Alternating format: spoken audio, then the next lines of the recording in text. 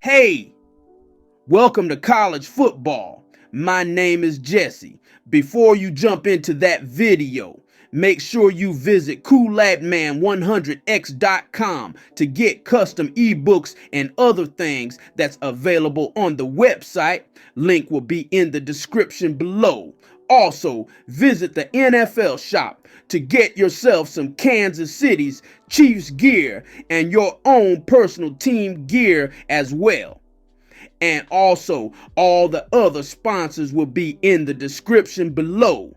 Now, back to Kool-Aid. Yo, what's up, guys? It's your boy Coolladman100x. We're going to college football. How you guys doing? So, we're going to be jumping into the Air Force offensive playbook. We're going to be looking at a formation called Maryland 1. We're going to be looking at a play called HB Blast. Then we're going to have a mini scheme that you can run around this formation to actually make it a little bit more better for you to utilize and play with, too, in this playbook. So, hope y'all enjoy. Alright, like I said, get your notepad, sit back and relax. We're going to jump into a deep dive. So, we're going to be coming out in the HB Blast first, and we're going to be explaining our mini scheme. If you want to, I'm going to be explaining that too as well. So, let's jump into it. Now, this HB Blast is pretty much set up like a goal line HB dive, basically. So what I love about this blast is that it gives you versatility in the run a little bit more better, and it gives you a little bit of a bigger hole. Now, when you're doing this, you have to pay attention to the line that you want to run. Now, the reason why I say this is that you really need to pay attention on how these hold, because it actually opens up so much more down the field for you. So in this instance, let me explain how. So let's go into the instant replay. Now, the indicators that you want to look at too here, you want to look at the indicators, which is going to be your center and your left guard, which is going to be the 61 and 54. 54 is going to be your lead that you want to look at. The center is going to be carrying the line, but your two guys are going to be your fullback, which is number 45 or 77. So that's going to give you an indicator of where you want to run to. So when you're running the ball here, your free safety, your tight end, and your fullback is going to be your main concern. So these actually opens up the hole too as well. So when you look at it from Neil's perspective here, when you look at it from Neil's perspective, you want to be able to understand where he's running. So let's see if we get a little bit more definition here as well. So when you're running the ball here, you'll be able to utilize where you want to go. So number 17 and 45 is going to be your two indicators that you want to look at. Number 77 is going to be holding up the wall. The center is going to be holding up the wall. So you want to be looking at number 77, 45. These are going to be your lead blockers. So this comes down to you utilizing and looking at the hole. So your wall is set up on number 18 on the left side. So when you're running the ball here, you'll be able to identify where to run. So when you cut inside, number 45 has created that wall for you. Number 17 is your lead blocker. You're definitely able to run the hole the way you want to. So now this gives you a chance to left stick. So when you look behind you, the hole is wide open. Everybody is following you in that direction. So now this gives you a chance to utilize the field and to give you that safety to beat 101. You can definitely run this down the field.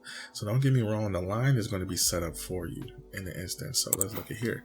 So when we identify number 54 here, let's see if we get on number 54, we can definitely utilize this as well. Your line is going to crash left.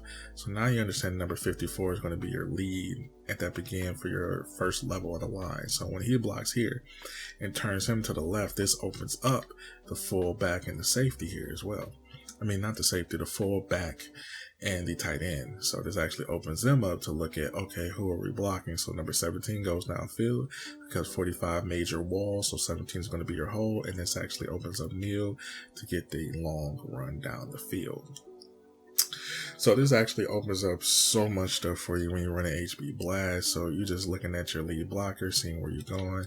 You can definitely utilize this play any way that you want to, because the HB Blast is already good in here, but it's some instances that it can be confusing.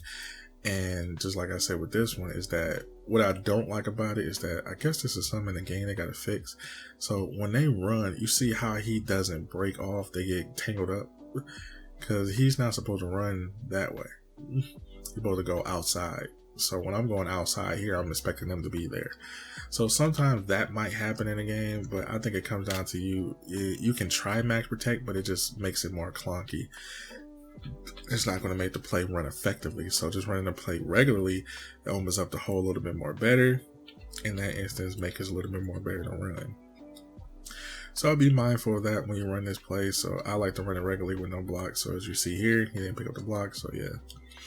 And also, if you want to make it a little bit more better, you can put linemen there if you want to, offensive linemen. So it gives you an opportunity to see how to run it. So the mini scheme. Now the mini scheme is a little bit more different. So let's jump into that.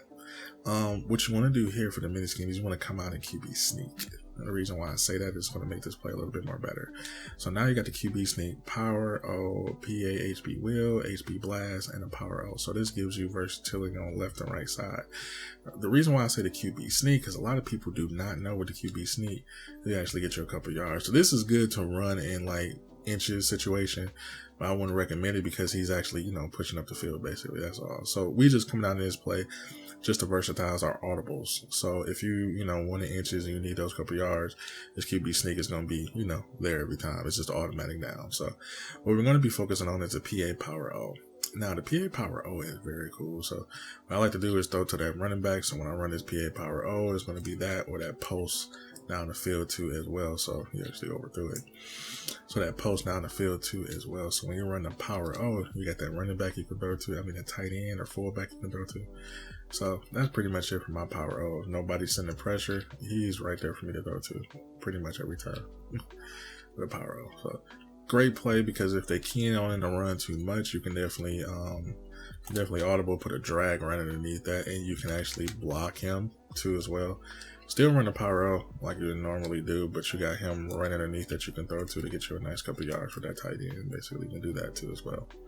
That's pretty much it for the power O. The PA HB wheel, which I do love this play because it actually opens up a little bit more. What I like to do instead of that drag, I just like to put him in just a regular drag or put circle and a drag too as well to have a different concept. So when I'm running this play, bam, I got people that I can throw to depending on where to throw basically. So make sure they're not keying on it. So I like to run that double drag just in case here. So when I run the power O, I can either cancel it or, you know, get that type of play too. Now to make, if you don't like play action, so let's say if you don't like play action, you want to run a double drag a little bit more effectively. Now let's say we run it, we can cancel it right there and we can just throw it to the receiver as much as you want. So press the right stick down, cancel it. I might come out with a video of that explaining how to cancel play action. So then you come down to the HB blast and the power O. Now the HB blast is, like I said, self-explanatory. Look for your blockers, no slide protect, and just find where you want to go. Now the power O is a little bit different. The power O is giving you a little bit more of blocking ability, but it's a little bit more wild.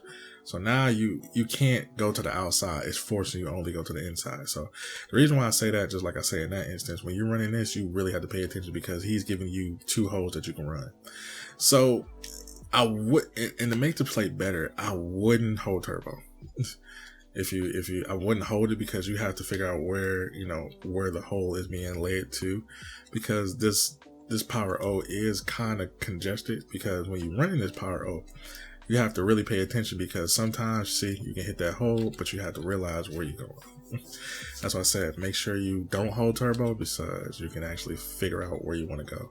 So once the line actually develops, don't hold it. You don't want to go past it. So now you hit the hole, you can definitely, run downfield accordingly. So be mindful of not pressing the turbo, so you'll be able to understand where to go in the hole. So now I got the outside, I can definitely, hit that outside or inside or any type of play that you want to do to run it the way you want to run it. So I hope you enjoy this HB Blast mini scheme. So I'm going to catch you guys in the next video.